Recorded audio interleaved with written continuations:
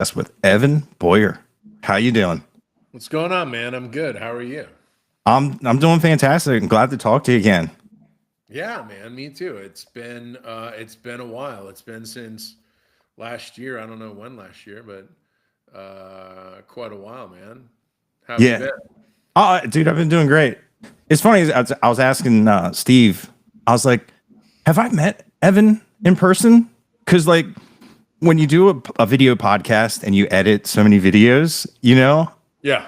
like in my mind it was like you were there, and I was like, "No, I Yeah, don't." I've met a lot of your friends, and I know you're doing the Stocktober thing, right? So absolutely. yeah, that's gonna be awesome. Yeah, man, I'm pumped for that. I'll be there.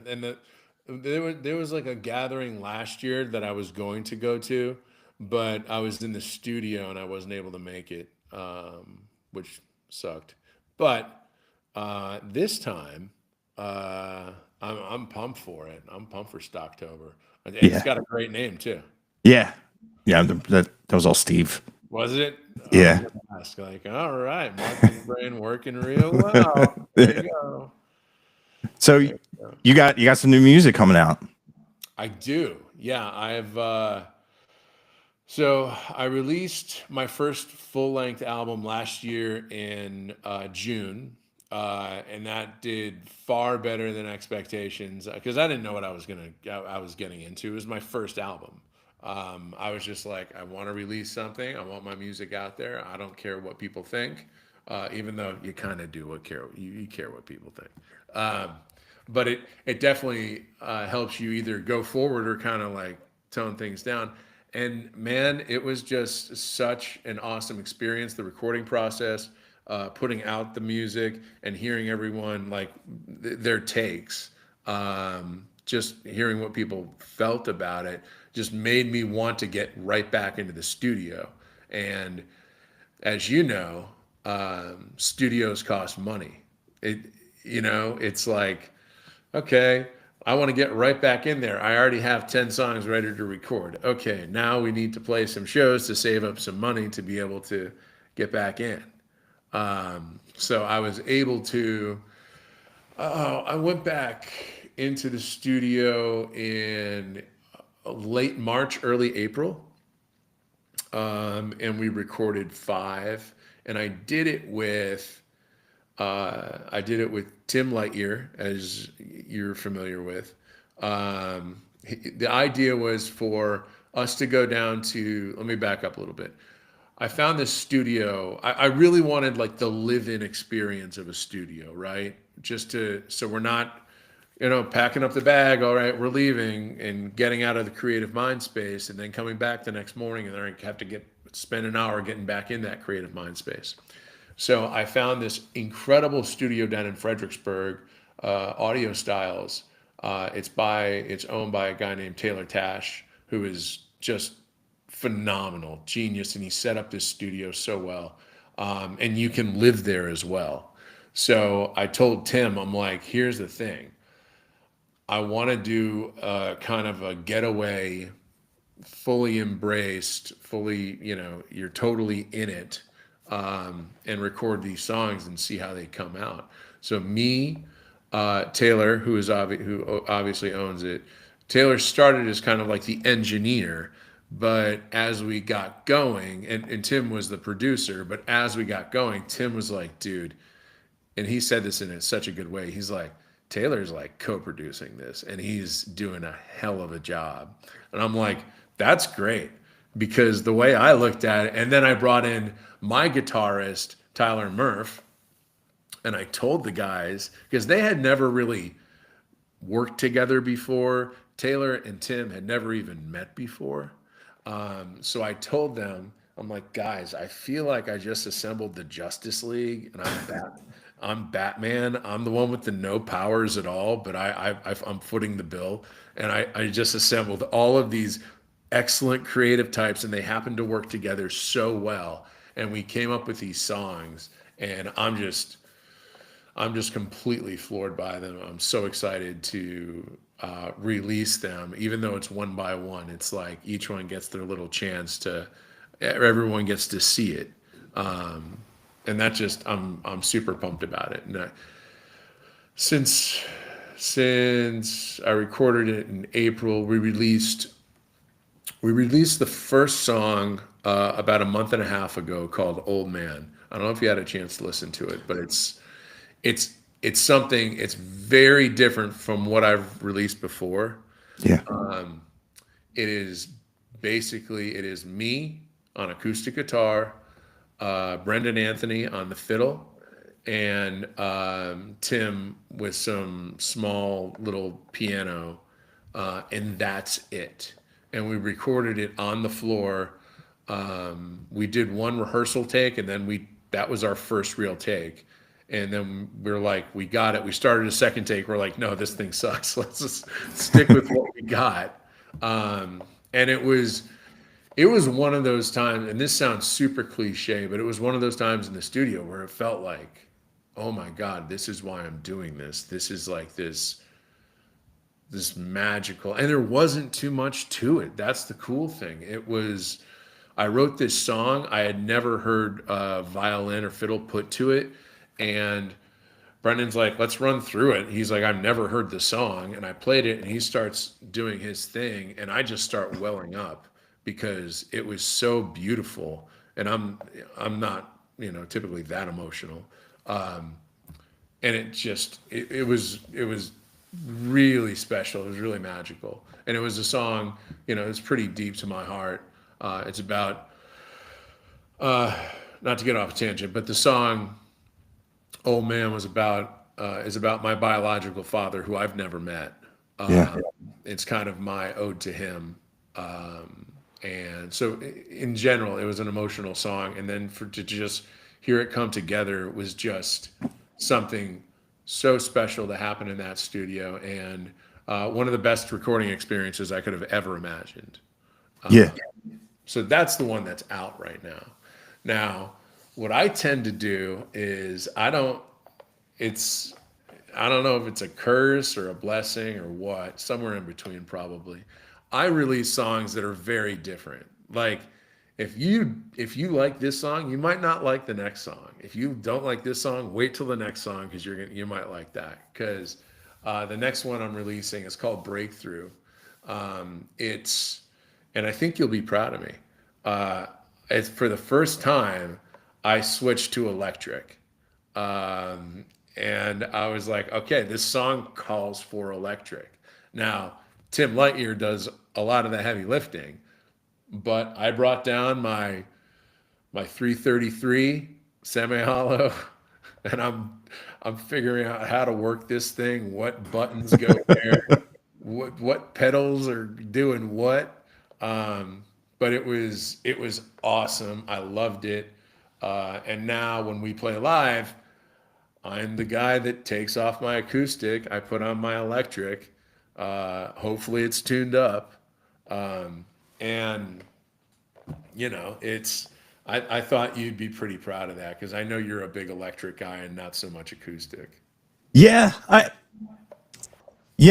go back and forth, but I do love when you're going to see a country guy and he just comes out with an electric. You're like, all right, this is going to be great. But I did a video for "Old Man." I tried it twice and I lost the video twice. And then like the second time I got the lyrics, and songs like that like scare me because it's such a deep, once you hear the lyrics and you're like, oh, wow, and you're like, man, you have a moment. And like you said, like the fiddle, it's so expressive and emotive in the song, and you're smiling towards it. And I get when the lyrics are like that heavy and you're expressing like I love this, and like songs like that scare me. Like Presley Hale had a song, I was like, oh my God, this is about a brother, and I was like, wow. But like as a musician, I love pretty sounds. But the second listen is when you really, really get that deep connection to the lyrics. And now is that a song you could play live, or is "Sweet Mary" still the one that would be the hardest to get through? Oh, Sweet Mary is still probably the hardest one for me to get through. Because That's a it's just so it just gets me still. But I have yeah, I have a hard time getting through Old Man too. I have some tricks. What I what I do, if I feel it start coming on, I start counting the lights. Like while I'm singing, I'll start counting the lights that are on me. One, two, because I know the lyrics by heart, right? yeah. That'll get me out of getting so emotional. But it's it's it's definitely one of the two most emotional songs and honest, purely honest songs I've ever written. Yeah. And it's just I to be totally candid, I've been sober for about a year and a half now. And for that first year of being sober, I couldn't write a damn thing because I was so used to writing while tying one on. While 4 in the morning, I'd just jot down lyrics and it would come out okay. So I had to relearn how to write songs. And the first song I actually completed that I was like, this is a song was Old Man. And it took me about a year to get through it. But once I started that, he's a slave to the holler with that first line, I'm like, this is who I'm going to write this about. And I just wrote this story knowing some information about him. I don't know every detail. I had to kind of it's kind of like it's like based on a true story, right? Because I just don't know. Like I was adopted in North Carolina, and that's a closed adoption state where I can't find out any information, and they can't find out any information about me, which I'm sure there's reasons for that. But I was able to go on to, I don't know, 23andMe, one of those sites that told me basically the county where he would live or the county where he's from, where that family's from. And it's in West Virginia, and it's pretty hard. I did some research. It's pretty hard living. And I kind of, if you haven't listened to the song, it's basically an ode to realizing, my biological father must have had a very rough upbringing and very rough, and kudos to my biological parents for getting me out of there. And that's basically, that's kind of what that song's about. And it's deep. So yeah, maybe I have a hard, to answer your first question, like I have a hard time playing that and Sweet Mary live, but I do it. I do it. And the thing is, the caveat, I have yet to play it live with a fiddle. And I think if I play it live with a fiddle, I might lose it a little bit. I might get choked up. And it'll happen. It'll definitely happen. I'm gonna see if it can happen in the next few weeks. I got some shows coming up. And I'll be in Nashville for one of them, so I'm sure I can find a fiddle player there. Yeah. You know, but yeah, it's a special song to me, and I'm glad I released it first. It's not exactly the pumping summer jam that everybody's looking for, but it's like this one needs to go first because it's kind of a juxtaposition from my first album. My first album was The Devil in Me was, and proudly so. I have zero regrets. It's produced, right? It is a fully produced album. Yeah. And with these songs, I wanted to take that production back just a little bit, allow some imperfections. You can even hear my voice crack on Old Man. And I wanted to keep that. I'm like, that's real and that's raw, because the song called for that, real and raw. So what did you think about it? I'm curious. like I told you, it scared me. That's I was like, man, if that's a song, like if you review it, you got to get it 100% right, in my opinion, because you wrote it from such an honest place, and kind of knowing the story behind it. You just like, when you first listen to it, and I always say, like, if I don't miss percussion, I know it's a great song. And then, like, see, the video didn't record. I'm like, oh, let me do it again. And then I'm like, oh. I said, man, that fiddle's good, but man, thank God you didn't see me like smiling and like you know what I mean? Like it's like it'd be the whole broken window serenade again when I heard it, and I'm like, the recording of that is phenomenal. Yeah. You hear that harmonica hit, and it just puts you in a great mood. And man, I was like, what did it said? It said it sounds like old, I forget, Joe Walsh Eagles type, and then like you listen to it again, you're like, oh my God, someone poured their heart and soul on this. And well, the title really helps to set you up with the mindset that this is probably going to be a very deep, emotional song, which helps. But like you said, like that fiddle, man, it's just, and it's special. Yeah. So your new stuff is like more like off the floor kind of recording. Yeah, it's off the floor. Don't get me wrong. There's overdubs, but nothing like before. And maybe it's because I'm more experienced. I'm able to play with that click. And here we go. Let's do this. But it's a little more raw. It's especially this next song, Breakthrough, is way more rockin'. Like it's got some big, drummers throwing elbows, that kind of feel, which is very fun to play live, especially when I hit my pedal correctly. Because it's a totally different thing I'm not used to. I'm used to just having, my acoustic. It's all of these songs are. I let Talbot kind of preview a few of them, and one of them's obviously just straight up Americana rock, like not too heavy, but very much in that Jason Isbell vein of like his electric songs kind of thing. And then I texted him another one. I'm like, dude, you're the first one to hear this one. And he's like, dude, that should be on Peaky Blinders. I'm like, okay. All right, you get me hooked up with that. I'll send them that copy, no problem. Dude, I thought The Devil in Me just so had such a wash these sins, can't use a lot, and that whole, like, I was just watching The Conjuring.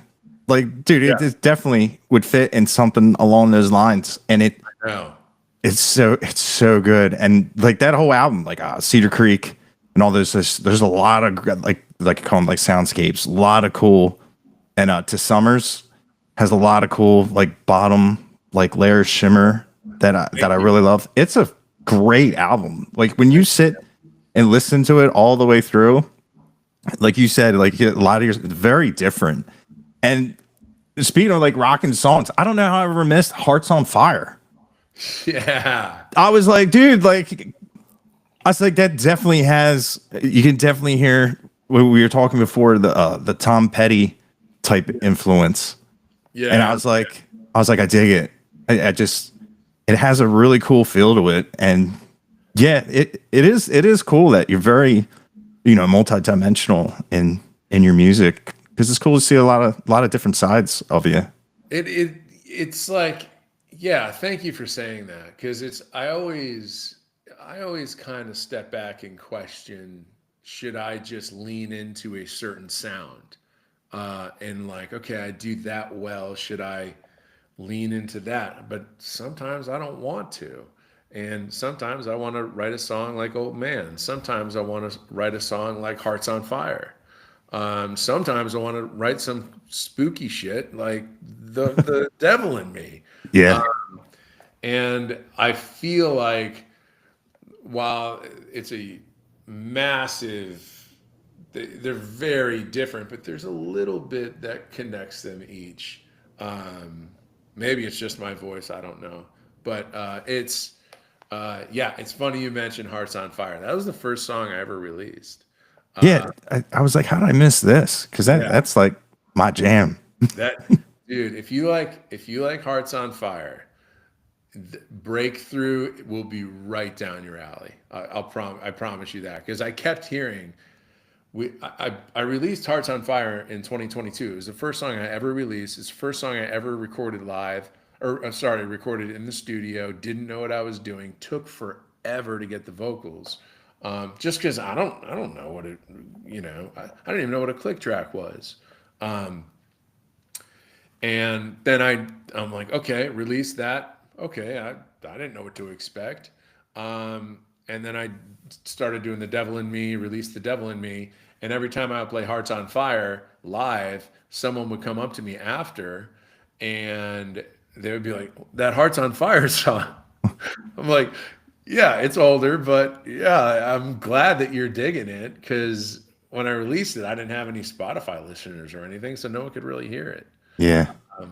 But yeah, that's that I kind of went. I definitely went back to that kind of feel with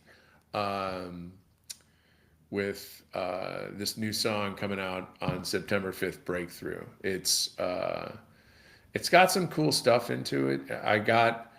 I can't help myself but add some cool instruments that I typically don't just garage band with, like typically, you got your bass, your guitar, acoustic. And I had Brendan Anthony in the studio. He's Pat Green's fiddle player, amongst other things. He does so many incredible things in the music industry. But he was in the studio laying down fiddle for Old Man, and we're like, take a listen to this one. And he immediately grabbed his mandolin and he's like, dude, this is the move. And he did it. I'm like, that's perfect. That's exactly what we needed. Just a little bit. A little bit of B3. And it's kind of like I described it. It's like if the Wallflowers and the Foo Fighters kind of came together.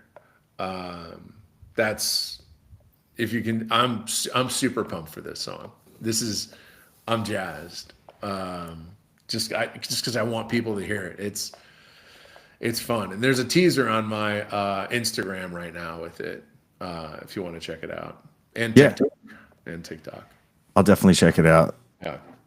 Because like when I have a podcast with somebody, I bring up their music, and I was like, hey, what's this little guy? I was like, I don't ever remember seeing that, because I knew you dropped a bunch of singles for the album. Yeah. And it just, you slide a little bit more to the right, and I'm like, ooh, and I'm like, oh, dude, yeah. This is great. But I mean, it's great because like we've talked about this before. A lot of people will judge you from your first, product of music, and yeah, man, if they fall in love with that sound and you just go, woo, man, it's. But yeah, that's a solid bass. It is. It's a very solid. I still love that song, and I think I love it more now because it was the only song I had on Spotify for 2 years. I was going to say, for a very long time. Very long time. I can imagine, like, if I, being a fan out here in the Northeast, I'd be like, where'd this guy go? Come on, man. Give me more. Yeah, that's when I was like getting everything organized. I'm like, okay, I want to do a full album. Well, that's going to take some time. I had to record it twice. I didn't like it the first time. So this whole time I'm like, I need to get music out. It has to follow Hearts on Fire. And to the point where I would listen to it almost every day because I like it. But also I think at that point I was my only monthly streamer. It was like I'm making my own money back. Yeah, you have 28 monthly streams. Well, I know where that came from. It's different now. Yeah, but I got, I kind of got toasted out on Hearts on Fire, but now I'm back to it, and I'm like, it'll mix in with my like my. I have a mix of my music, other people's music, whatever, and it'll just randomly come up, and I'm like, oh, that is a banger, you know. Yeah. It's I made I don't necessarily agree with I wanted it to get out, so I made the album cover very quickly, the single cover, and it was I think it's purple. It's just purple in the snow, but it stands out. It stands out. That's funny. Yeah. Now, like so you're an artist that can listen to his own music. I know a lot of people they don't want to hear it. I'm like, why? Like you don't get pumped to hear like I it's a moment in time. It remind you of like, if your studio time was awesome, like yeah. there's a really cool camaraderie that happens and making art. It's fun. That's why we do it. I have this the only problem I have with listening to my own music is there are little things that I could have done differently or I wish I did differently or that's a little off or some just small thing or I wish I didn't do that glist with the symphony or whatever, the strings. It doesn't prevent me from listening to it, but it made me feel it. That's how I listen to my music, and it made me feel far more comfortable in my own skin when I watched Paul Simon. He listened back to Graceland, and you could see him visibly just go like, "What I should have done this. I should have changed this lyric." And it's like that's it's like a top 10 album. Like, Yeah. what are you doing? So it was like it doesn't matter who you are, doesn't matter how much money you spend, how much time you spend, how great of a writer you are. When you listen back to your music, I'm always gonna find something little tweaky, like maybe that background vocal should have been a little lower, just stupid stuff that no one else is gonna hear. Yeah. But yeah, I'm one of the artists that can listen to their own stuff. Can you? Can you do My yeah, my stuff's terrible though. I did do an EP in Nashville with the one band that I'm very proud of that. But yeah, I have a page that I keep up. I don't know why, because it's like me like alone in the house. And I just have like these like metal songs, and it's just like the guitars not even plugged in. It's just me like miming to my own music, but it was content, and like I wrote a song with a bunch of friends when I was like we were like 13, 14, and I thought it was a good song. And I couldn't get them to cut it, and so I programmed the drums, I played the bass, I played the guitars, I wrote another solo, I did the vocals, did the background vocals, and they were like, "Oh, dude, that sucks," and I'm like, "Yeah, well, it's out, like this song we heard, we're third, and it is, dude. It's like me with like a Miller Lite can, and I'm just like trying to get past the fact that I'm terrible on vocals and just, but yeah, I I like to like when I used to have like this old Digitech thing that when I plug in the computer and I have jams of me just playing crap before I knew any theory or scales, and it's amazing to hear how much faster I was when I was younger. And it's just like really? I'm like, man, like I was obsessed with Buckethead, Oh, and yeah. I thought to play like Buckethead, dude, I used to bring my guitar into the gas station and just I would play it everywhere. Really? It was just walking down the street. Just a lot of times in just like I don't know if you ever saw like Metalocalypse. Like it's No. like he's like the fastest guitar player in the world, Squizgar Squealf. And he's Uh-huh. just that's all he does. He just walks around with a guitar off stage and like just like walking around in town. My buddy used to do it too. We just or one thing we'd be playing the classical part of man, what it To Live Is to Die. Ding, ding, ding, ding. And Yeah. we were Yeah. told like if you could play that, you can play anything. And then we Yeah. just would walk around just playing guitars like just like kids. But yeah, like I was obsessed with like being super fast. Like and I don't do any of it anymore. I used to do like tapping. I could like, it's probably why I have tendonitis really bad. Like I could squeeze my muscle and make my arm like tremor. Oh, really? Yeah, and I would do it really fast. I kind of like George Lynch does. And I Yeah. remember I had a guy come up to me. My parents live at the beach and they're very close to the boardwalk. So it's like busking, but I'm on like a private residence. That's nice. But yeah, and there's thousands of people that walk up and down the street because it's one of the biggest boardwalks in the country. And I had a guy come up and he was watching me play. I can't remember if man, he just came up. He said, "Man, that's really cool. I haven't seen that done since the '80s." And I was like, "Really? You play guitar?" He goes, "Yeah." He goes, "I used to be super famous in the '80s." And I was like, "No way, man." I forget who he said he was, but it was like they had at the convention center like an '80s like hair metal uh like festival. And I was like, "Man, Yeah. I wonder who it was." Oh, But I don't do any of that stuff anymore. Like somebody was like having a retirement. They're like, "Hey, can you play Eruption?" I'm like, "Man, I can't remember the last time I played Eruption because that was like the first thing I'd play." yeah. And it's just Yeah. it's weird how like back then, I wanted to be, the Yngwie Malmsteen, Paul Gilbert, the speed demon, and Yeah. now like I find myself I want to be like the Albert King, the John Lee Hooker, and Stevie Ray Vaughan, and just play with like tact and like emotion, and where Right. every note has a purpose, and it's just not. A lot of my playing was garbage. You know what I mean? Like, and But I you could do still, it fast. huh? But you could do it fast. Yeah, I mean, I still can. I drop a gear and disappear, but Yeah.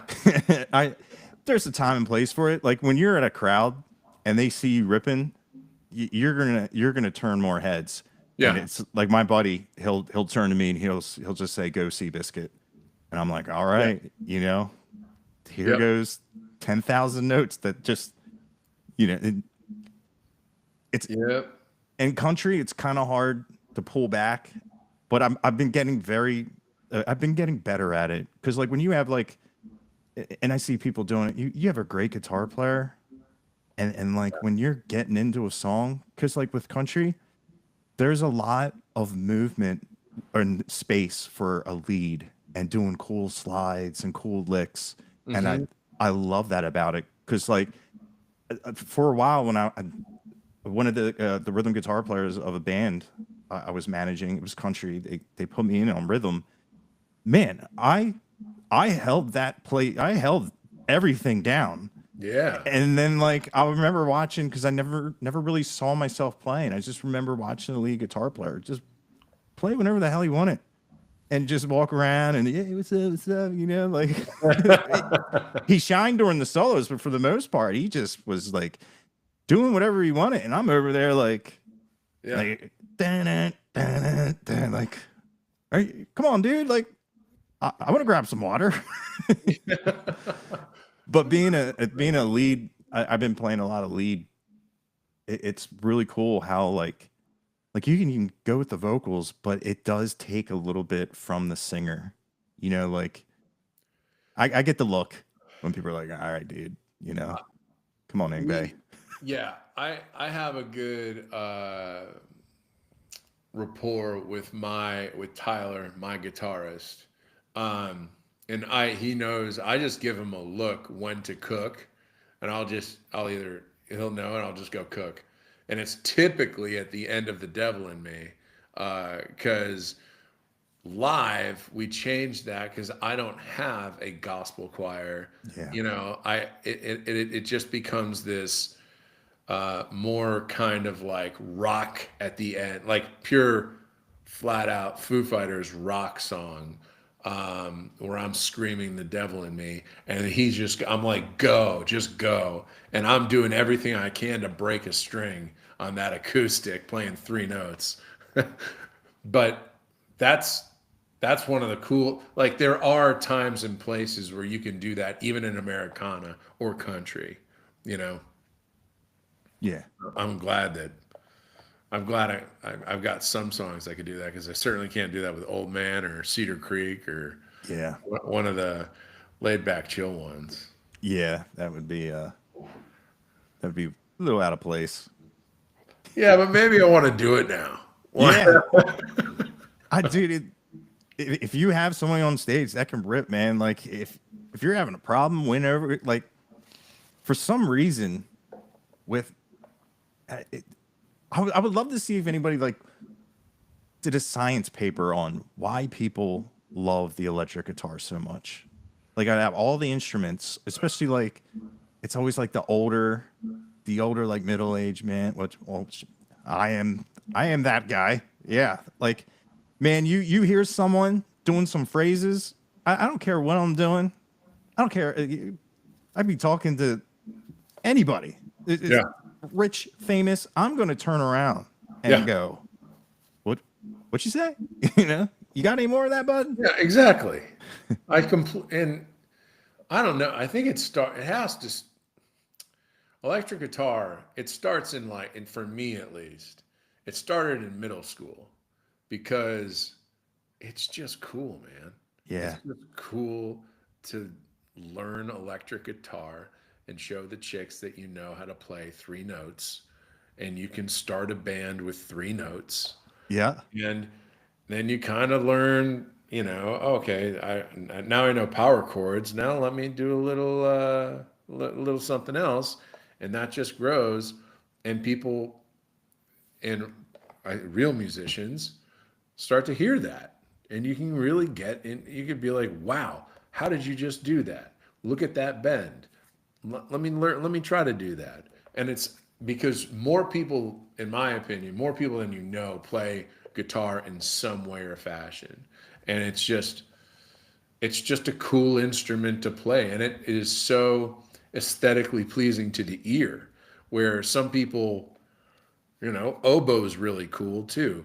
I don't think everyone loves the sound of oboe, but I think the vast majority and the different sounds an electric guitar can make. Like you mentioned, Buckethead sounds a lot different than Stevie Ray Vaughan. yeah, And you can love both.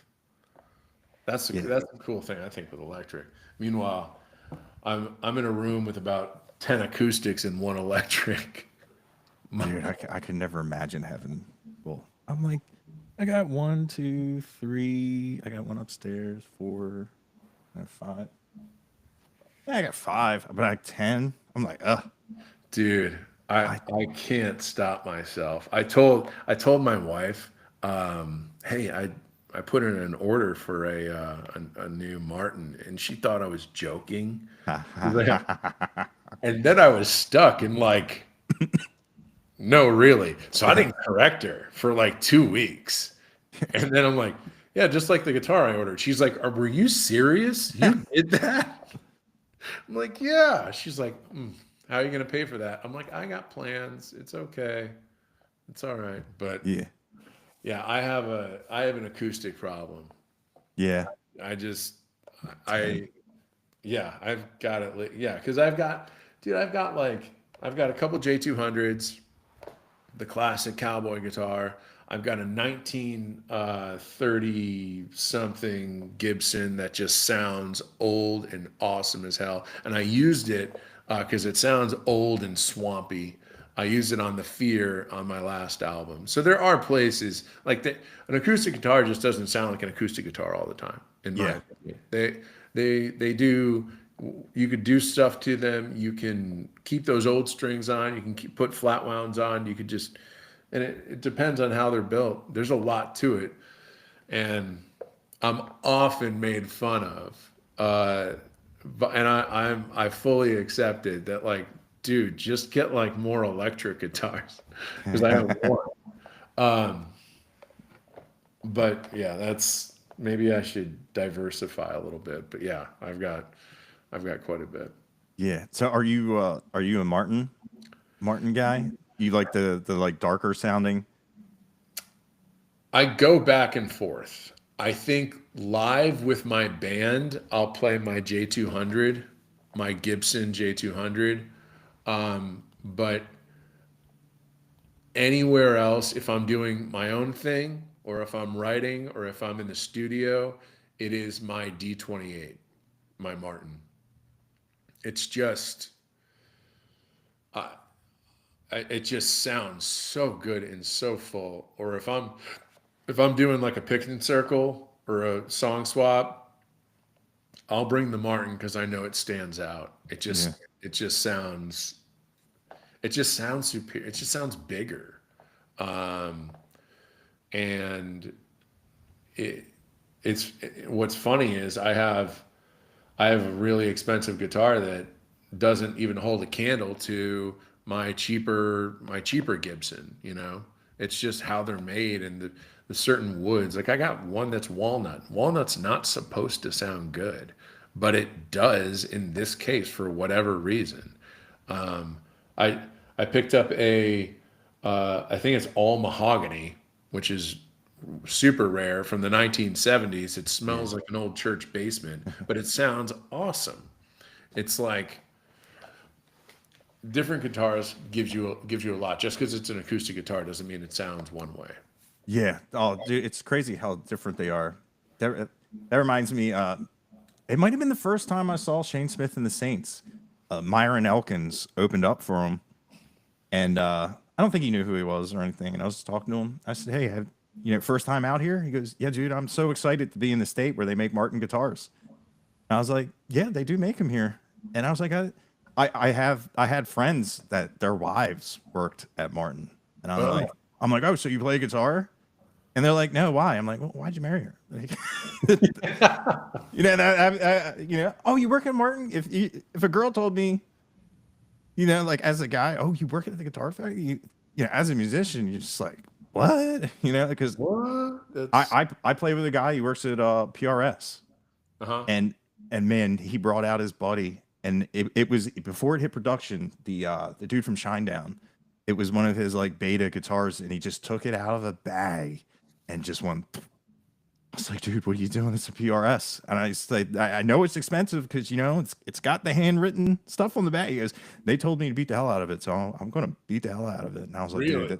yeah. And it's the one time I showed up, I finally bought, it took the loan out and bought a Silver Sky, the Yeah. US model. And I just remember he just looked at me, he said, dude, that's what I do all day. I build them.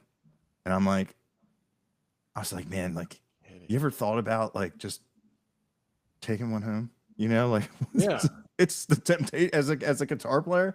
I Yeah. don't know if like, man, because I know I'd be like, oh, this is beautiful, and you'd hear, take me, take me home. I would I It'd be would be yeah. That it's the one EP we did in Nashville. It didn't even have a number on it, and it was a pre-run, a trial of a new guitar that Paul was working on, and it was crazy. I was talking to him, and I said, "Where'd you get this?" He goes, Paul gave it to me." I was like, "Paul Reed Smith gave you this?" He goes, "Yeah." I'm one of his artists, and we were walking through the workshop, and I said, "Hey, what's that? That looks different." He goes, "Yeah, yeah, we're gonna try to put it out, but it just didn't feel right." And he goes, "Man, can I play it?" And he's played it, and he said, "It's lovely." And Paul just said, "Hey, take it, cheers." And I was just like, "Dude, that's crazy," because all the guitars we had were all Paul Reed Smith, and that's yeah, right place, right time, man.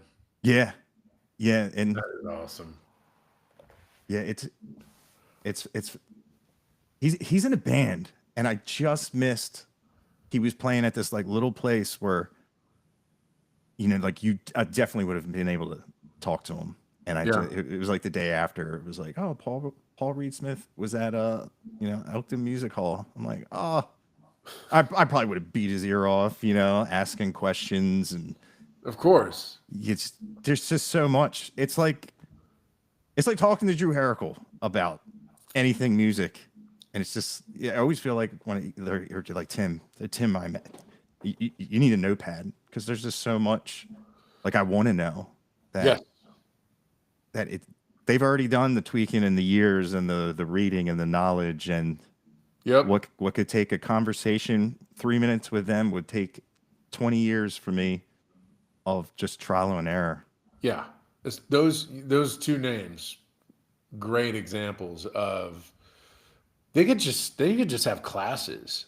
And Yeah. like especially Drew. Drew is because he knows how to fix he knows how to weld everything. He knows how to solder. He knows how to, and we were in the studio.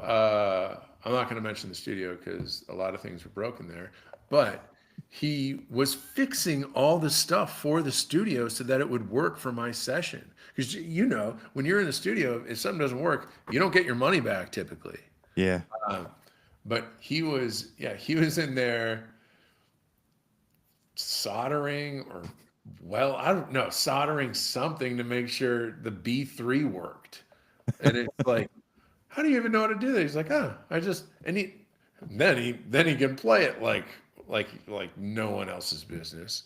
Yeah, Drew's been on the stage. He's been my keys player a few times, and it's been a super special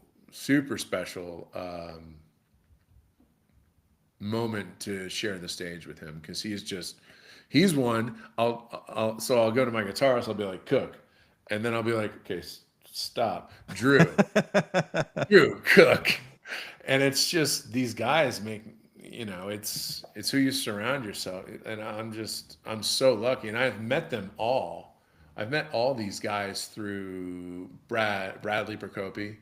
I think you had him on. Yeah. And Tim. And I mean, how lucky am I? Because the first, like, I think I talked about this before, but when I recorded The Devil in Me, I recorded it twice. The first time, I just wasn't happy with it whatsoever.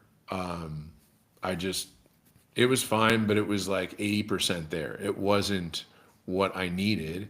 And I was telling my wife, because we were already in the hole a lot of money recording an album. And I told my wife, who's not a musician, I'm like, listen to it. It's just not there. She's like, it sounds great. So I A/B tested this. And I'm like, listen to Shane Smith and the Saints Geronimo. And I played that. And then I played myself. She's like, I get it. She's like, I can tell the difference. So then she goes, well, why don't you just get that guy? Like, and it was Brad. And because I did some quick research, and he lived in Plano, like 20 minutes from me. So that's how that all started. And it was, I'm very lucky to have so many great musicians and I think the best thing is they're great people. Yeah. They'll do anything for you. They'll help you out. I texted Drew the other day about, hey man, I need to get a keyboard. I need a piano for my studio kind of thing. He'll help you out in all of these guys that we're talking about will help you out in any way. And that's one of the coolest things I've noticed getting into music, especially in this Texas community, is there, man, you can make a lot of good friends, who are really talented. Yeah. Well, that's like October 15th at the Stockyards, man. Like the last couple of the country versus metal thing get-togethers. Yeah. It was amazing. I just remember John. I don't know if you know John Cott. I don't know. I know his name. Yeah, he was there, and he was like, he heard somebody say like a rumbling. He goes, "That guy was in American Aquarium. I need to meet him right now." And I'm like, "Yeah, Bill Corbin." He was like, "You were not love American Aquarium." Yeah, and there were so many people that got to meet up, and like they were like, "Yeah, man, we should definitely sing singer songwrites, do song swaps," and it was really cool. And like John brought up, he goes, "It's amazing as some dude from Delaware got all these people together, and look at them all networking." And John had brought the guy who did a bunch of art for like the Red Clay Strays and all kinds of stuff, and it was just like really cool. That like there was a lot of musicians and a lot of management and a lot of like bookers, and it was just really cool. And it's funny, like it just, man, I met so many people, and like I was talking like, dude, I saw like I wasn't able to go last year, and it was a bummer for me. But this year I'm there. It's on the calendar. All the names, like everybody is like, it's either I know that person or I want to know that person or I love their music and all of these different things. Plus, I want to see Drew's. I want to see Mint. Who's performing? Mint Still. Yeah, Men Still and Chixie Dicks. I'm pretty sure. Yes. I Yes. I have that shirt. That shirt. That's People are gonna like, be, that's gonna be a treat. That'll yeah, be and like Bill and Drew are both in the same. They just sit and wait yeah. for. Yeah, they're in the same bands. Like Bill's like, yeah, maybe I'll show up, and I was like, well, I hope because you're in all the bands. And it'd be cool to see who goes up and does some songs. There's gonna be a bunch of guitars up there. Yeah. So when they're done performing, they're gonna like last year. One of the vocalists, his voice is kind of given out, and Della Rose, they got up, sang a song. Carissa Carter, they had a bunch of other artists just jump up Oh hell and yeah. perform because that's what Steve was saying is like we're gonna have a bunch of guitars. Anybody who wants to go up, and we're gonna have plenty of artists. That's So awesome. I'd yeah. love to. I'd love to. One thing I'd love to do because it's been so hard to get us in the same room. I did a song with Della Rose called "Burn the Ships," Hmm. and we've really never played it live together. So that might be because I know they're going to be there. Oh yeah, That dude, might that'd be be awesome. yeah, because we did like a chorus together, and that gave me chills. It was like, whoa, what the heck? Because they're so good. Yeah, They're and they're it feels like they're really catching a wind right now. They're doing real well. that's Uh, good to hear. yeah, it's they're releasing some music now. They're just I feel like they're in a good place, and they're the sweetest people. Again, Yeah, we're talking about just like super talented, but also just they'll do anything for you. They'll help you out in any way they can. Um, so yeah, I'm really excited for that. Tim will be there. yeah, Yeah, I'm yeah, excited for that. yeah. Me too. Me too. Before that, I go to. Have you ever gone to Americana Fest? No, no, I don't. It's in Nashville. It's it's one you got to go to. It's all of these artists, Texas artists, Tennessee artists. Um, it's like South by in that it's kind of spread out throughout the city. A lot of different venues. Some are unofficial, so you don't have to pay to get in. I'm playing that in 2 weeks, but it's an awesome event, Americana Fest. I'm pumped for it. You should check it out one year. Yeah, that I've been meaning to go to. Man, ever since I started doing the podcast, is my buddy. I don't know like who owns who, but he has his own management company with it's in tied in with a Nashville label, and I'm pretty sure Colt Ford has ownership in it, and he said, we could use the podcast room, and he sent me a picture, and it's like, oh, it's like legit. I haven't been to Nashville in forever, and I hope the offer's still up there. But my drummer, he works there, so I'm pretty Okay. sure it'd be cool. Yeah, he his first co-write went platinum, so like it I just remember asking that. I said, "You obviously you don't work your job anymore." He goes, "Nah, I just spend money." I was like, "Good for you, man." His Awesome. first one, like we did a writing session in Nashville where he helped with the percussion and a Yeah. bunch of we all sat and wrote some songs, and man, I remember he wrote it and he went live on TikTok and added me, and I was just like, "Yeah, this is a good song." And next thing you know, he's like, "Yo, we won platinum." And I was like, yeah, I try to call him every quarter. I'm like, what's the BMI? What's the BMI check? He's like, dude, are you sitting down? And dude, it's like astronomical because he has no tie. He had no ties to a label. So he gets his full half. And Oh the, man. the other artist has a label, and you know how that goes. And Yeah. yeah, he's like pulling up to my house with like an excursion with like 42-inch tires. That's amazing. Yeah, I'm like just one song, and it's. So, I mean, it's a great song, and it was cool. It's really cool to see that, and every once in a while he'll call and he'll he just shop songs for people where That's they just incredible. yeah, they just have songs and they have people, you know, if they want to cut it, they cut it, and that's he only has to write like a couple songs a month, and Did he now have a Did he have a pub deal before that? no, he was But he has just one now.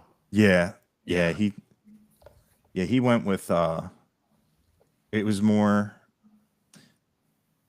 man, I think it's more 50-50 now because some of those ones they have like sunset clauses where like you'll never own your own stuff, and he Yeah. just went with the ones they seem on the business side they seem to be more music oriented.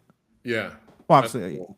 yeah, I've yet to go there. Every once in a while, I send like he always talks about one Corvettes and stuff, so I send him like Corvette Matchbox cars and hats and stuff. So I've been meaning to go down. He was the one he like convinced me I could do music full time.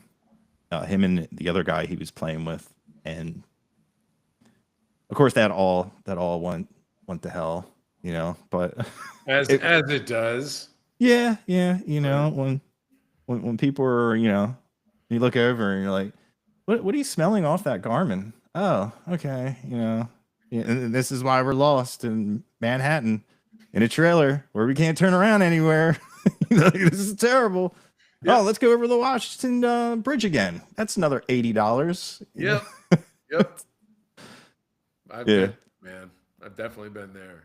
Yeah, yeah. It's funny. I remember last time we talked. Did you ever end up finding any suitable Italian places in Texas or Yeah, there's a few.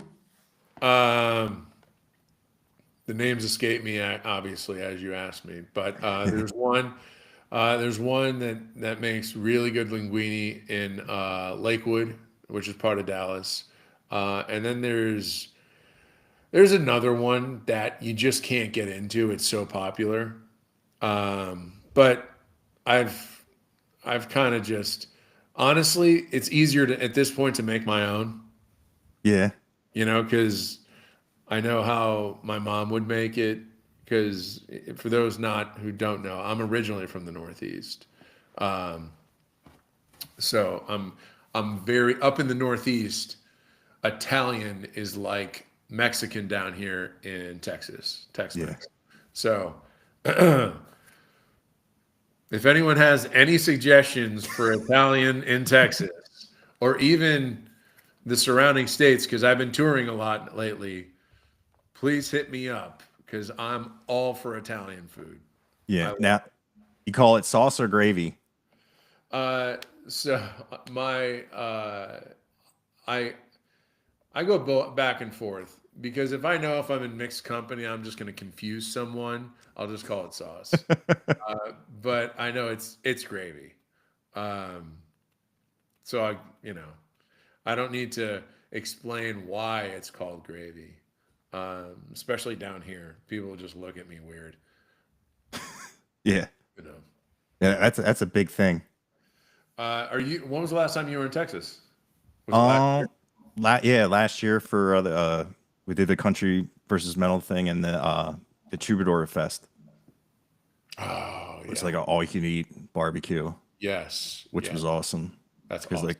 like being from the Northeast, they brisket they shred it up here, and the first time going to the Texas barbecue place, and it just like looked like a Snickers bar. I was like, Yeah. that's brisket, like why don't we have that? I mean, it's starting to come around. We have a couple places where like they slice it instead of just like just shredding it and putting it in the sauce, and it's always too sweet. Yes. You And gotta it's be just you gotta be able to put on your own sauce, in yeah, my opinion. yeah, Just in my opinion. People are very protective of their barbecue brisket. I don't want to, we each yeah, like our own way. yeah. So yeah, dude, I'm pumped to see you at Stocktober. Hell yeah! Are you bringing the Willy bus? You want me to? I Talbot just said a comment and said, "Hey, ask him if he's bringing the Willy bus." I can bring the Willy bus. We just have to figure out parking. I That's will definitely we'll have to get in touch with the people at Rhinestone, see if there is a a place. Yeah, I'm sure they've had a tour bus there before. Yeah. But yeah, we could definitely. I'll definitely bring the Willie bus. Uh, that'll be fun. That'll make it even more fun. Yeah. You, Yeah. you gotten pulled over lately for people to check it out? I know that. Not lately. Not lately. We've been well, okay, we got pulled over once, and it was just to clarify that it is registered as an RV, not as a tour bus. Mm. Um, then they said, can we check it out? Can we go inside?" And I was like, "Oh no." He's like, "We just want to check it out, man." I'm like, "Okay, come on in.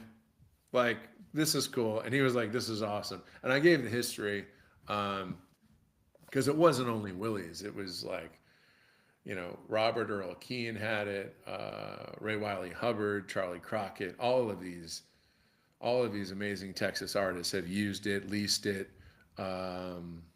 Hayes Carl, Ray Wiley Hubbard's filming a movie with it coming up. It's got so much cool history to it. Yeah, it'll be there. If Tavo can figure out the parking situation, it's there. Nice. It's there. It'll be fun. It'll be Yeah. fun. Yeah. I see it on Instagram. I'm like, man, that thing's cool. It is cool. It is cool. It's a little nerve wracking when you're taking it to, because it's older, right? We did a run. We did Dallas to Malvern, Arkansas, to Little Rock, Arkansas, to Memphis, to Nashville, back to Dallas. That's a lot for an old girl. Yeah. And she was great. It was awesome. And those bunks are those.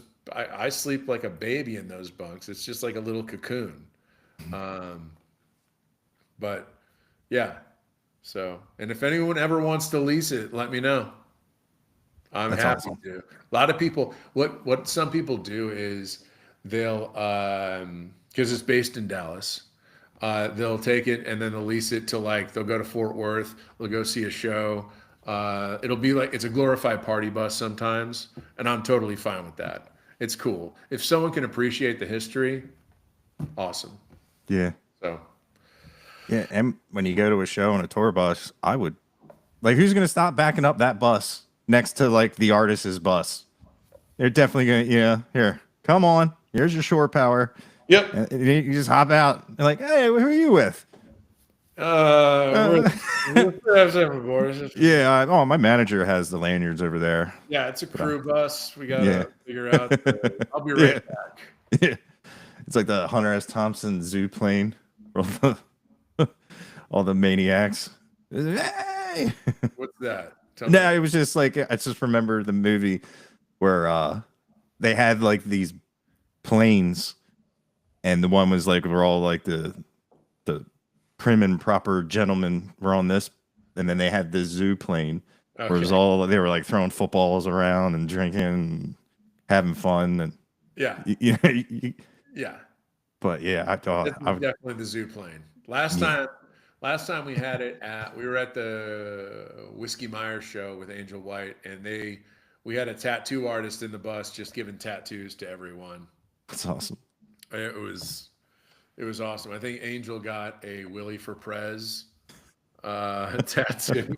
I'm like, hey, if you're gonna do it, it's yeah, it's a cool bus. It's awesome. I think it's leased out. I think the next time it's out is for Lainey Wilson, and then it's October.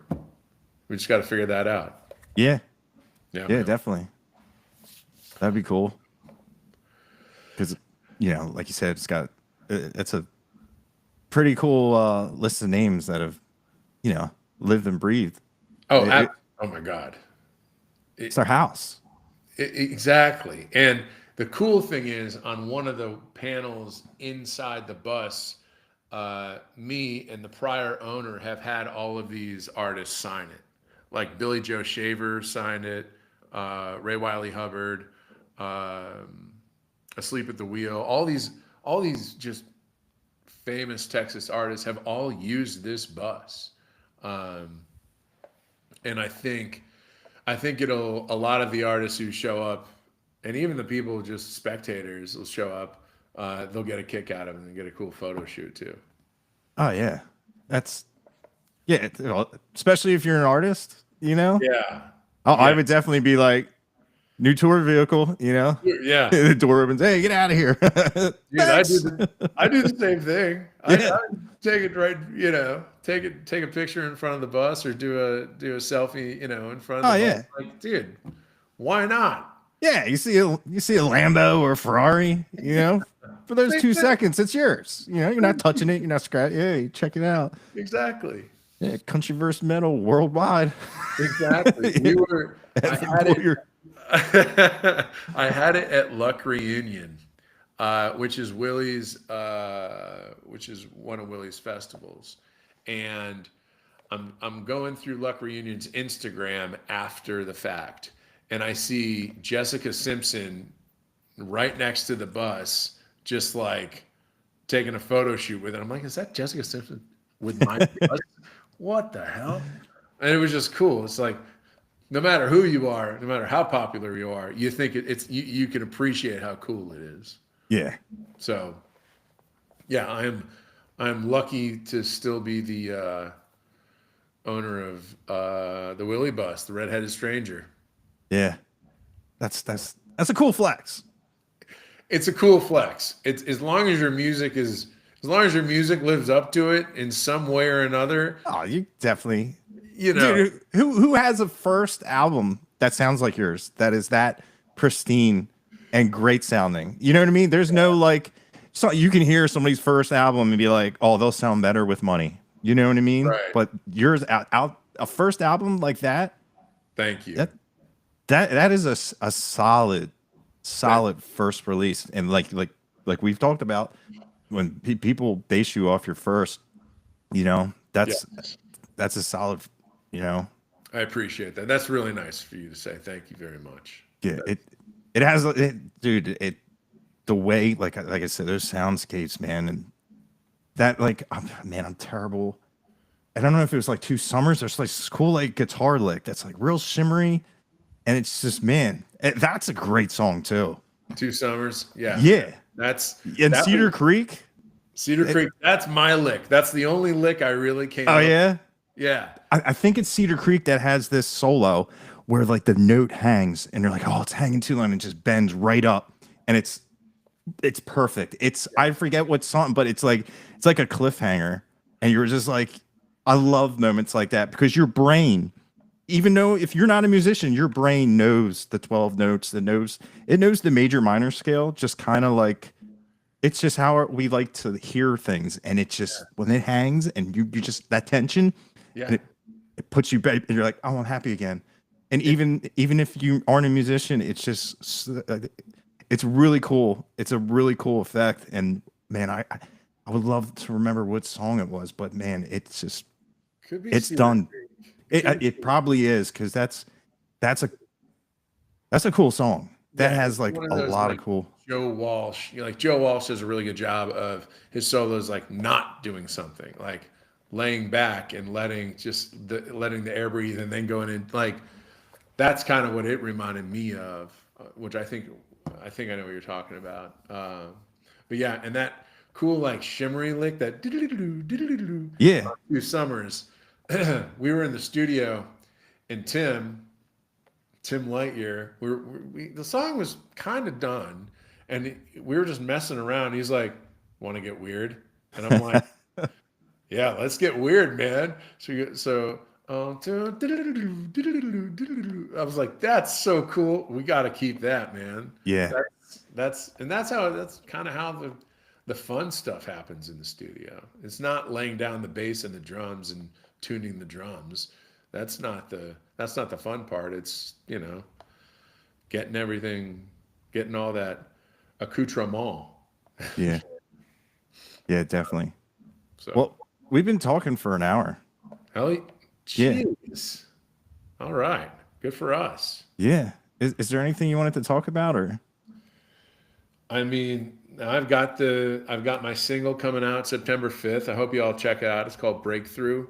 The easiest way to check that out is to follow me on Spotify because it'll go up into your release radar. And I appreciate you, man, for supporting all of us, a lot of Texas musicians who are just, getting it done, just doing our best and just Yeah. crushing it. So Yeah. thank you. Yeah, dude. Thank Oh, you. I mean, and if you're in Nashville, I had to write down the date. September 12th, 8:30. I'll be at Baseline Brewery. I'll be playing there. Maybe I'll have a fiddle player with me. Would be cool. nice. Yeah.